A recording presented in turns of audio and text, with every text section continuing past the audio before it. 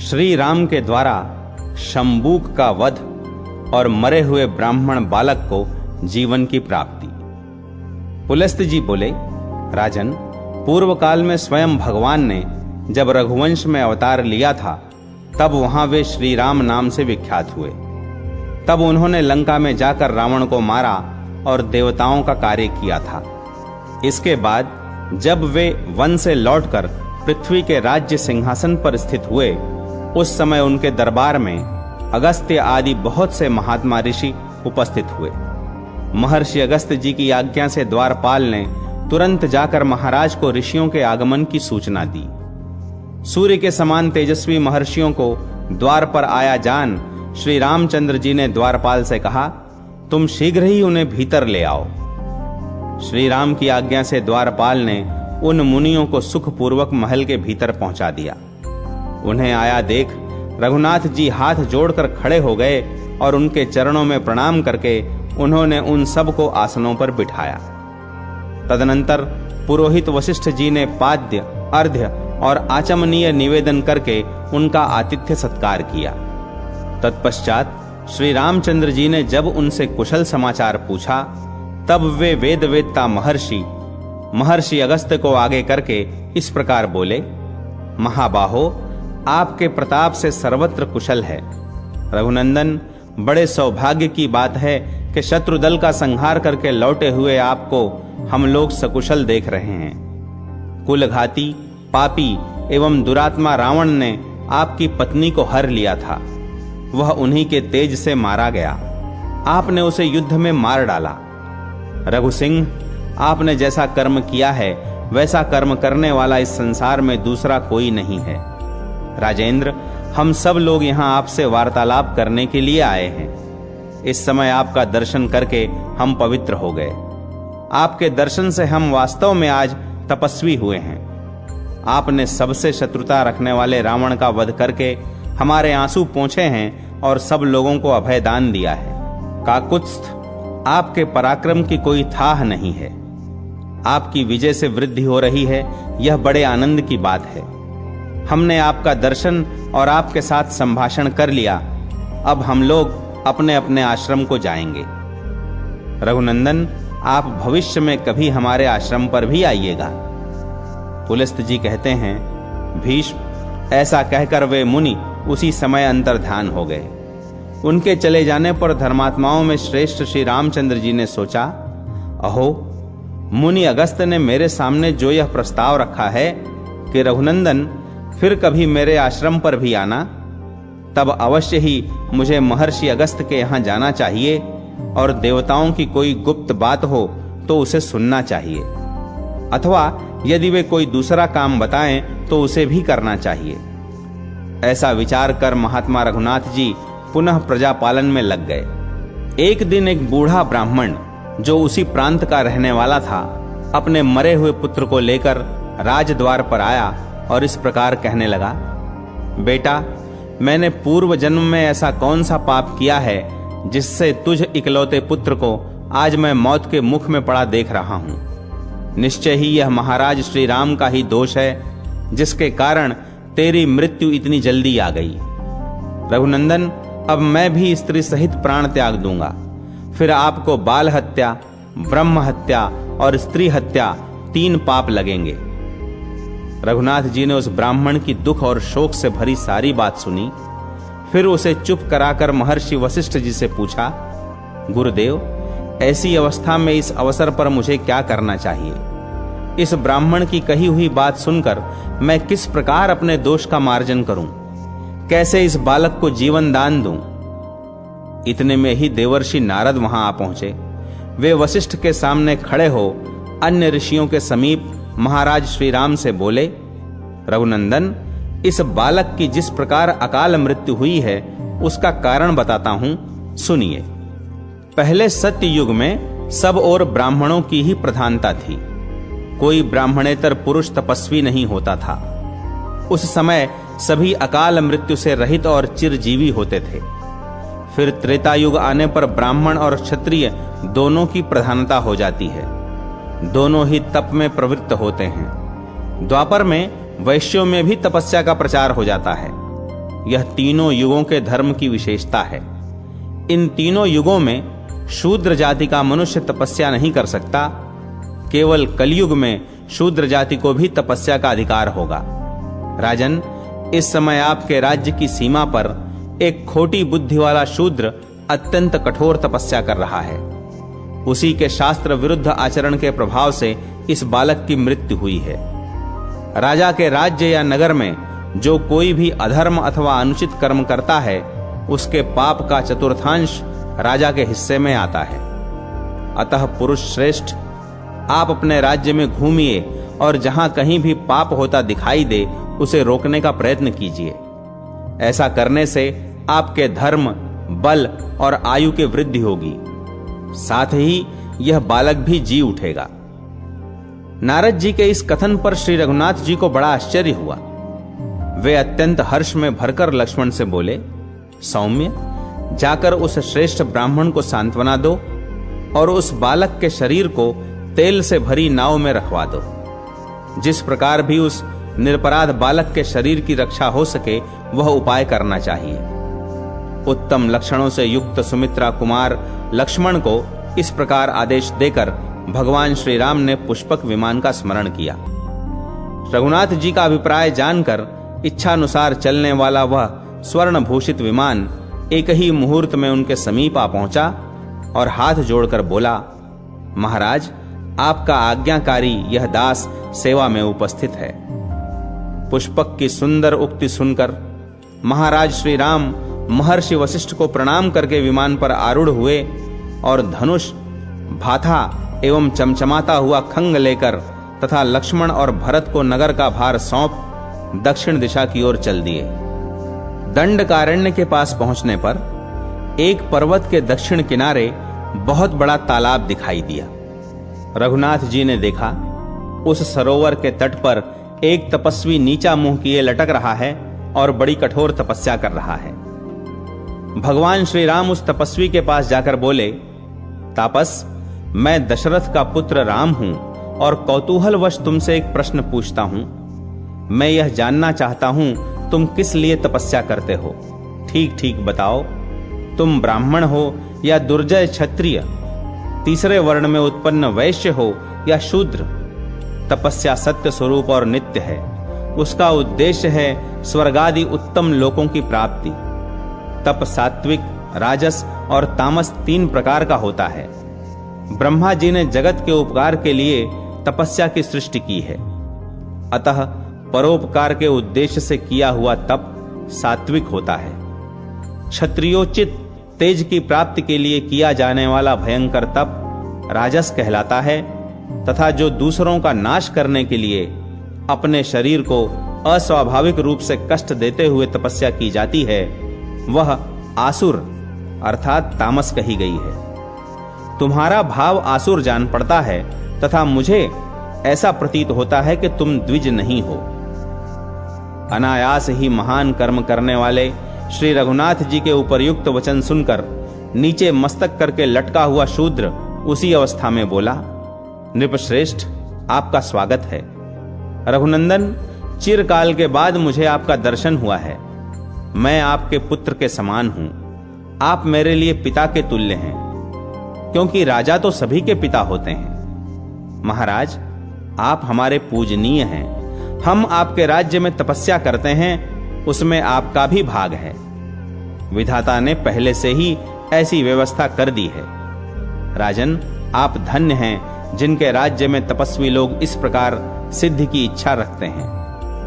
मैं शूद्र योनि में उत्पन्न हुआ हूं और कठोर तपस्या में लगा हूं। पृथ्वीनाथ, मैं झूठ नहीं बोलता, क्योंकि मुझे देवलोक प्राप्त करने की इच्छा है। काकुत्स्थ मेरा नाम शंबूक है। वह इस प्रकार बातें कर ही रहा था कि श्री रघुनाथ जी ने म्यान से चमचमाती हुई तलवार निकाली और उसका उज्जवल मस्तक धड़ से अलग कर दिया।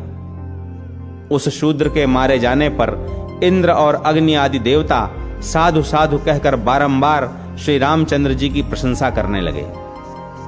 आकाश से श्री रामचंद्र जी के ऊपर वायु देवता के छोड़े हुए दिव्य फूलों की सुगंध भरी वृष्टि होने लगी। जिस क्षण यह शूद्र मारा गया, ठीक उसी समय वह बालक जी उठा। महर्षि अगस्त्य द्वारा राजा श्वेत के उद्धार की कथा। पुलस्त जी कहते हैं, तदनंतर देवता लोग अपने बहुत से विमानों के साथ वहां से चल दिए। श्री रामचंद्र जी ने भी शीघ्र ही महर्षि अगस्त्य के तपोवन की ओर प्रस्थान किया। फिर श्री रघुनाथ जी पुष्पक विमान से उतरे और मुनि श्रेष्ठ अगस्त्य को प्रणाम करने के लिए उनके समीप गए। श्री राम बोले, मुनि श्रेष्ठ, मैं दशरथ का पुत्र राम आपको प्रणाम करने के लिए सेवा में उपस्थित हुआ हूं। आप अपनी सौम्य दृष्टि से मेरी ओर निहारिए। इतना कहकर उन्होंने बारंबार मुनि के चरणों में प्रणाम किया और कहा, भगवन, मैं शंबूक नामक शूद्र का वध करके आपका दर्शन करने की इच्छा से यहां आया हूं। कहिए, आपके शिष्य कुशल से हैं ना? इस वन में तो कोई उपद्रव नहीं है? अगस्त्य जी बोले, रघुश्रेष्ठ, आपका स्वागत है। जगद्वंद्य सनातन परमेश्वर, आपके दर्शन से आज मैं इन मुनियों सहित पवित्र हो गया। आपके लिए यह अर्घ्य प्रस्तुत है, इसे स्वीकार करें। आप अपने अनेकों उत्तम गुणों के कारण सदा सबके सम्मान पात्र हैं। मेरे हृदय में तो आप सदा ही विराजमान रहते हैं, अतः मेरे परम पूज्य हैं। आपने अपने धर्म से ब्राह्मण के मरे हुए बालक को जिला दिया। भगवन, आज रात को आप यहां मेरे पास रहिए। महामते, कल सवेरे आप पुष्पक विमान से अयोध्या को लौट जाइएगा। सौम्य, यह आभूषण विश्वकर्मा का बनाया हुआ है।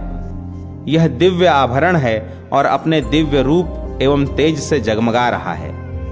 राजेंद्र, आप इसे स्वीकार करके मेरा प्रिय कीजिए, क्योंकि प्राप्त हुई वस्तु का पुनः दान कर देने से महान फल की प्राप्ति बताई गई है। श्री राम ने कहा, ब्रह्मन, आपका दिया हुआ दान लेना मेरे लिए निंदा की बात होगी। क्षत्रिय जानबूझकर ब्राह्मण का दिया हुआ दान कैसे ले सकता है? यह बात आप मुझे बताइए। किसी आपत्ति के कारण मुझे कष्ट हो, ऐसी बात भी नहीं है, फिर दान कैसे लूं? इसे लेकर मुझे केवल दोष का भागी होना पड़ेगा, इसमें तनिक भी संदेह नहीं है। अगस्त्य जी बोले, श्री राम, प्राचीन सत्य युग में जब अधिकांश मनुष्य ब्राह्मण ही थे तथा समस्त प्रजा राजा से हीन थी, एक दिन सारी प्रजा पुराण पुरुष ब्रह्मा जी के पास राजा प्राप्त करने की इच्छा से गई और कहने लगी, लोकेश्वर, जैसे देवताओं के राजा देवाधिदेव इंद्र हैं, उसी प्रकार हमारे कल्याण के लिए भी इस समय एक ऐसा राजा नियत कीजिए जिसे पूजा और भेंट देकर सब लोग पृथ्वी का उपभोग कर सकें।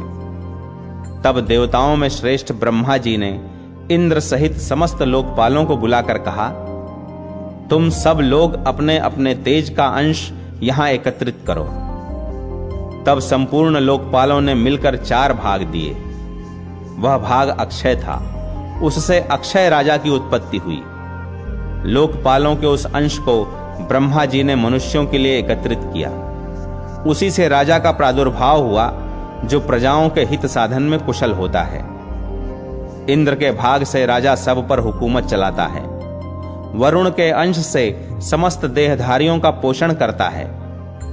कुबेर के अंश से वह याचकों को धन देता है तथा राजा में जो यमराज का अंश है, उसके द्वारा वह प्रजा को दंड देता है। रघुश्रेष्ठ, उसी इंद्र के भाग से आप भी मनुष्यों के राजा हुए हैं। इसलिए प्रभो, मेरा उद्धार करने के लिए यह आभूषण ग्रहण कीजिए। पुलस्त जी कहते हैं, राजन, तब श्री रघुनाथ जी ने महात्मा अगस्त्य के हाथ से वह दिव्य आभूषण ले लिया, जो बहुत ही विचित्र था और सूर्य की तरह चमक रहा था। उसे लेकर वे निहारते रहे। फिर बारंबार विचार करने लगे, ऐसे रत्न तो मैंने विभीषण की लंका में भी नहीं देखे। इस प्रकार मन ही मन सोच विचार करने के बाद श्री रामचंद्र जी ने महर्षि अगस्त्य से उस दिव्य आभूषण की प्राप्ति का वृत्तांत पूछना आरंभ किया। श्री राम बोले, ब्रह्मन, यह रत्न तो बड़ा अद्भुत है। राजाओं के लिए भी यह अलभ्य ही है। आपको यह कहां से और कैसे मिल गया तथा किसने इस आभूषण को बनाया है? अगस्त्य जी ने कहा, रघुनंदन, पहले त्रेता युग में एक बहुत विशाल वन था। इसका व्यास 100 योजन का था, किंतु उसमें न कोई पशु रहता था न पक्षी। उस वन के मध्य भाग में 4 कोस लंबी एक झील थी, जो हंस और कारंडव आदि पक्षियों से संकुल थी। वहां मैंने एक बड़े आश्चर्य की बात देखी। सरोवर के पास ही एक बहुत बड़ा आश्रम था, जो बहुत पुराना होने पर भी अत्यंत पवित्र दिखाई देता था, किंतु उसमें कोई तपस्वी नहीं था और न कोई और जीव भी थे। मैंने उस आश्रम में रहकर ग्रीष्मकाल की एक रात्रि व्यतीत की। सवेरे उठकर जब तालाब की ओर चला तो रास्ते में मुझे एक बहुत बड़ा मुर्दा दिख पड़ा, जिसका शरीर अत्यंत हृष्ट-पुष्ट था। मालूम होता था किसी तरुण पुरुष की लाश है। उसे देखकर मैं सोचने लगा, यह कौन है, इसकी मृत्यु कैसे हो गई तथा यह इस महान वन में आया कैसे था। इन सारी बातों का मुझे अवश्य पता लगाना चाहिए। मैं खड़ा खड़ा यही सोच रहा था कि इतने में आकाश से एक दिव्य एवं अद्भुत विमान उतरता दिखाई दिया। वह परम सुंदर और मन के समान वेगशाली था। एक ही क्षण में वह विमान सरोवर के निकट आ पहुंचा। मैंने देखा उस विमान से एक दिव्य मनुष्य उतरा और सरोवर में नहाकर उस मुर्दे का मांस खाने लगा। भरपेट उस मोटे ताजे मुर्दे का मांस खाकर वह फिर सरोवर में उतरा और उसकी शोभा निहार कर फिर शीघ्र ही स्वर्ग की ओर जाने लगा। उस शोभा संपन्न देवोपम पुरुष को ऊपर जाते देख मैंने कहा, स्वर्ग लोक के निवासी महाभाग, तनिक ठहरो, मैं तुमसे एक बात पूछता हूं। तुम्हारी यह कैसी अवस्था है? तुम कौन हो? देखने में तो तुम देवता के समान जान पड़ते हो, किंतु तुम्हारा भोजन बहुत ही घृणित है। सौम्य, ऐसा भोजन क्यों करते हो और कहां रहते हो? रघुनंदन, मेरी बात सुनकर उस स्वर्गवासी पुरुष ने हाथ जोड़कर कहा, विप्रवर, मेरा जैसा वृत्तांत है उसे आप सुनिए। पूर्व काल की बात है, विदर्भ देश में मेरे महायशस्वी पिता राज्य करते थे।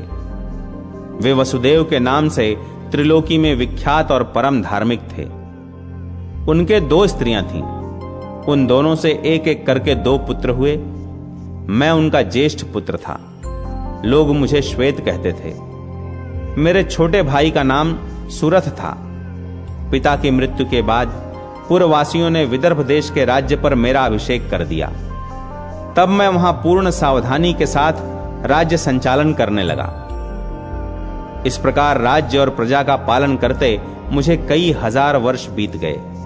एक दिन किसी निमित्त को लेकर मुझे प्रबल वैराग्य हो गया और मैं मरण पर्यंत तपस्या का निश्चय करके इस तपोवन में चला आया। राज्य पर मैंने अपने भाई महारथी सुरथ का अभिषेक कर दिया था। फिर इस सरोवर पर आकर मैंने अत्यंत कठोर तपस्या आरंभ की। 80,000 वर्षों तक इस वन में मेरी तपस्या चालू रही।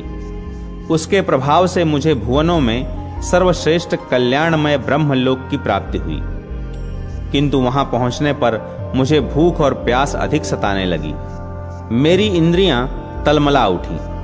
मैंने त्रिलोकी के सर्वश्रेष्ठ देवता ब्रह्मा जी से पूछा, भगवान, यह लोक तो भूख और प्यास से रहित सुना गया है।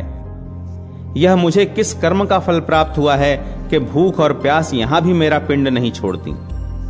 देव, शीघ्र बताइए, मेरा आहार क्या है?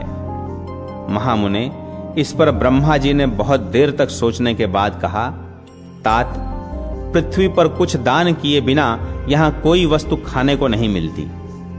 तुमने उस जन्म में भिखमंगे को कभी भीख तक नहीं दी। जब तुम राजभवन में रहकर राज्य करते थे, उस समय भूल से या मोहवश तुम्हारे द्वारा किसी अतिथि को भोजन नहीं मिला है। इसलिए यहां रहते हुए भी तुम्हें भूख प्यास का कष्ट भोगना पड़ता है। राजेंद्र, भांति भांति के आहारों से जिसको तुमने भली भांति पुष्ट किया था, वह तुम्हारा उत्तम शरीर पड़ा हुआ है। उसी का मांस खाओ, उसी से तुम्हारी तृप्ति होगी। ब्रह्मा जी के ऐसा कहने पर मैंने पुनः उनसे निवेदन किया, प्रभो, अपने शरीर का भक्षण कर लेने पर भी फिर मेरे लिए दूसरा कोई आहार नहीं रह जाता है, जिससे इस शरीर की भूख मिट सके तथा जो कभी चुकने वाला न हो, ऐसा कोई भोजन मुझे देने की कृपा कीजिए। तब ब्रह्मा जी ने कहा, तुम्हारा शरीर ही अक्षय बना दिया गया है, उसे प्रतिदिन खाकर तुम तृप्ति का अनुभव करते रहोगे। इस प्रकार अपने ही शरीर का मांस खाते जब तुम्हें 100 वर्ष पूरे हो जाएंगे, उस समय तुम्हारे विशाल एवं दुर्गम तपोवन में महर्षि अगस्त्य पधारेंगे। उनके आने पर तुम संकट से छूट जाओगे। राजर्षे, वे इंद्र सहित संपूर्ण देवताओं और असुरों का भी उद्धार करने में समर्थ हैं। फिर तुम्हारे इस घृणित आहार को छुड़ाना उनके लिए कौन बड़ी बात है। भगवान ब्रह्मा जी का यह कथन सुनकर मैं अपने शरीर के मांस का घृणित भोजन करने लगा। विप्रवर, यह कभी नष्ट नहीं होता तथा इससे मेरी पूर्ण तृप्ति भी हो जाती है। न जाने कब वे मुनि इस वन में आकर मुझे दर्शन देंगे, यही सोचते हुए मुझे 100 वर्ष पूरे हो गए हैं। ब्रह्मन, अब अगस्त्य मुनि ही मेरे सहायक होंगे, यह बिल्कुल निश्चित बात है। राजा श्वेत का यह कथन सुनकर तथा उनके उस घृणित आहार पर दृष्टि डालकर मैंने कहा, अच्छा, तो तुम्हारे सौभाग्य से मैं आ गया, अब निस्संदेह तुम्हारा उद्धार करूंगा। तब वे मुझे पहचान कर दंड की भांति मेरे सामने पृथ्वी पर पड़ गए। यह देख मैंने उन्हें उठा लिया और कहा, बताओ मैं तुम्हारा कौन सा उपकार करूं। राजा बोले, ब्रह्मन, इस घृणित आहार से तथा जिस पाप के कारण यह मुझे प्राप्त हुआ है, उससे मेरा आज उद्धार कीजिए, जिससे मुझे अक्षय लोक की प्राप्ति हो सके। ब्रह्मर्षे, अपने उद्धार के लिए मैं यह दिव्य आभूषण आपकी भेंट करता हूं, इसे लेकर मुझ पर कृपा कीजिए। रघुनंदन, उस स्वर्गवासी राजा की ये दुख भरी बातें सुनकर उसके उद्धार की दृष्टि से ही वह दान मैंने स्वीकार किया, लोभवश नहीं। उस आभूषण को लेकर ज्यों ही मैंने अपने हाथ पर रखा, उसी समय उनका वह मुर्दा शरीर अदृश्य हो गया। फिर मेरी आज्ञा लेकर वे राजर्षि बड़ी प्रसन्नता के साथ विमान द्वारा ब्रह्मलोक को चले गए। इंद्र के समान तेजस्वी राजर्षि श्वेत ने ही मुझे यह सुंदर आभूषण दिया था और इसे देकर वे पाप से मुक्त हो गए।